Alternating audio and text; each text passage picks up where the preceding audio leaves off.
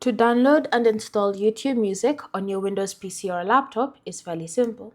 All you need to do is simply open up YouTube in your favorite browsing app, and then from here you want to scroll down the side panel,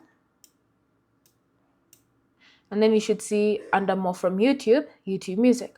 So go ahead and select it, and then it should bring you to YouTube Music.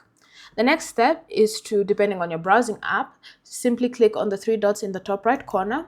If you're using Microsoft Edge, you should see the option apps. So go ahead and hover over apps and then select install YouTube Music.